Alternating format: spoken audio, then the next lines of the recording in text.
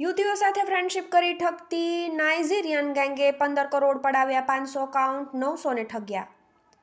યુવતીઓ સાથે ફ્રેન્ડશિપ કરી ઠગાઈ કરતી નાઇજીરિયન ગેંગના 3 સાગરીતોને વડોદરા સાયબર સેલે દિલ્હી ખાતેથી ઝડપી પાડ્યા છે। વડોદરાની એક યુવતી સાથે થોડા સમય પહેલા અમેરિકાના વતની તરીકે અને યુકેની હાર્બર એનર્જીના કેમિકલ એન્જિનિયર તરીકે વાતચીત કરનાર ઠગે પોતે આસામમાં નોકરી કરવા આવનાર છે તેમ કહી વાતોમાં ફસાવી હતી। વિદેશ ઠગ કેવી રીતે રૂપિયા માંગતો હતો, ત્યારબાદ ઠગે આસામના દિગ્બોય ખાતે મશીનરી લેવાની હોવાથી રૂપિયા માંગ્યા હતા। યુવતીએ રૂપિયા ટ્રાન્સફર કર્યા હતા, ત્યાર પછી એરપોર્ટ ખાતેથી તેનું પાર્સલ છોડાવવાના નામે રૂપિયા માંગ્યા હતા। આમ યુવતીએ કુલ રૂપિયા 2.62 લાખ ટ્રાન્સફર કર્યા હતા, પરંતુ ત્યાર પછી પણ માંગણી ચાલુ રાખતા યુવતી સમજી ગઈ હતી અને તેણે સાયબર સેલને ફરિયાદ કરી હતી।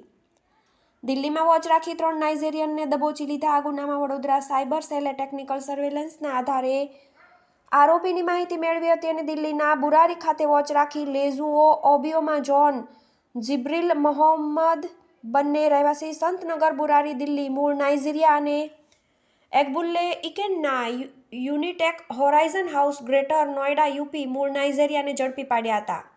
સાદા વેશમાં રેકી કરી 200 મીટર દોડીને પીઆઈએ દબોચી લીધો। પોલીસે આરોપીઓને લોકઅપ કર્યા પછી 12 કલાક સુધી વોચ રાખી હતી અને ત્યારબાદ ત્રણેયને ઝડપી પાડ્યા હતા। આ પૈકી એક આરોપી ભાગી જતા પીઆઈએ 200 મીટર સુધી દોડીને તેને ઝડપી પાડ્યો હતો। 500 એકાઉન્ટ 900 લોકોની ફરિયાદ। પોલીસ સૂત્રોમાંથી મળતી માહિતી મુજબ નાઇજીરિયન ગેંગના બેંક એકાઉન્ટની તપાસ કરવામાં આવી રહી છે, જેમાં તેમના જુદા જુદા 500 જેટલા બેંક ખાતા હોવાની વિગતો ખુલી છે। આ ઉપરાંત આવા બેંક ખાતાઓની સામે 1000 જેટલી ફરિયાદો થઈ હોવાની પણ પ્રાથમિક માહિતી મળી છે। TV18 news, Vadodara.